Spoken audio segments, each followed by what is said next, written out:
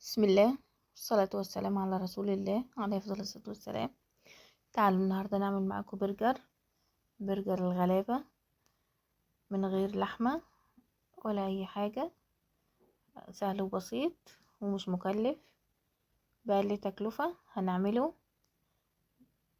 شايفين الجمال والحلاوة، جميل جدا.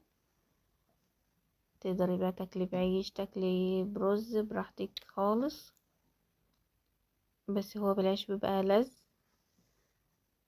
هي الأكلة دي احنا متعودين ان احنا ناكلها بالعيش على طول، بس جربوها المرة دي بالطريقة دي هتعجبكم جدا. ولو عجبكم الفيديو اعمل لايك واشتراك عشان يوصلكم مني كل جديد. يلا نشوف الطريقة بتاعتنا، سهلة وجميلة جدا. يلا نبدأ في الفيديو. معنا هنا أرنبيطاية، انا كنت جايباها كده بس سهيت عليها شوية، قلت ايه اول ما افكر اعملها النهاردة كده بالطريقة دي.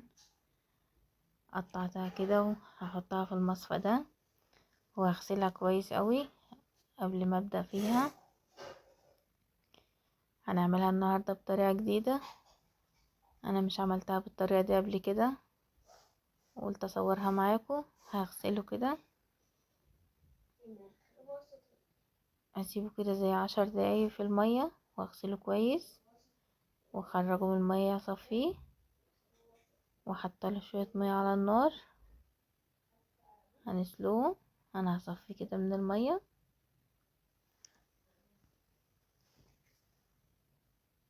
المية بتاعته نضيفة اهي، عشان انا غيرتها كام مرة، مرتين. عايزة اقول لكم ان ممكن التصوير يكون مش واضح، بس انا بصور لوحدي. انا عندي مية هي مش غالية، ما بتغليش، هي زمت للغليان. حطيت فيها شوية ملح وليمونة علشان الليمونة ما تخليش الحلة تسود من المية المغلية، والملح عشان القرنبيط بتاعنا ياخد من الطعم الملح ويبقى جميل جدا. هنا معايا 3 حبات بيض، هضربهم بالمضرب السلك كويس اوي لحد ما يبقوا كده. احط عليهم فلفل اسمر وكمون وملح واقلبهم كويس اوي في بعضهم كده. معايا هنا كزبرة خضراء فرمتها ناعم، وفلفل اخضر واحمر، وبصلايه كده قطعتها ناعم.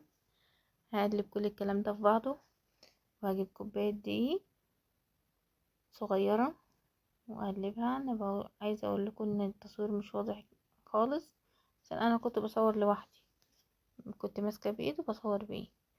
هنا كوبايه الدقيق اهي، انا سبت منها زي معلقتين كده وقلبت كله في بعضه كده بالطريقه دي. عايزه اقول لك ان الطريقه دي كانت جميله جدا، جربيها بالطريقه دي وعلى طريقتي تعجبك قوي. احنا كده انا خرجت المضرب منها وضربته كويس قوي.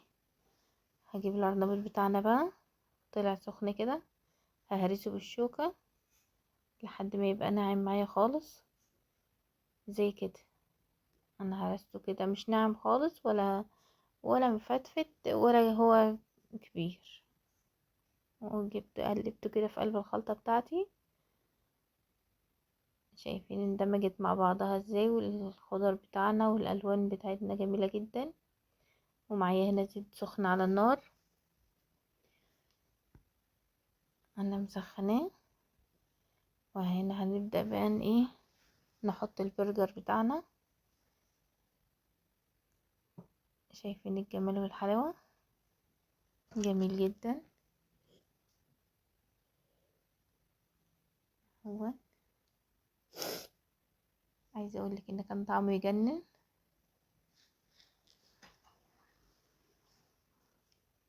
انا بصفيه من الزيت كده وخرجته على ورق، على مناديل يصفى من الزيت. وبعدين جبت كده حبة خضرة، كزبرة خضرة، وحطيته عليها كده عشان البق، العين بتاكلها بالبق. هو وهنرش عليها حبة كزبرة من فوق كده.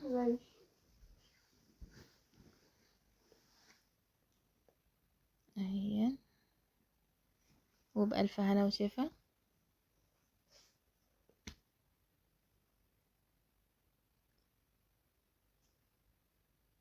لو عجبكم الفيديو بتاعنا ولسه مكملين معايا لحد هنا، اعمل لايك واشتراك عشان يوصلكم مني كل جديد.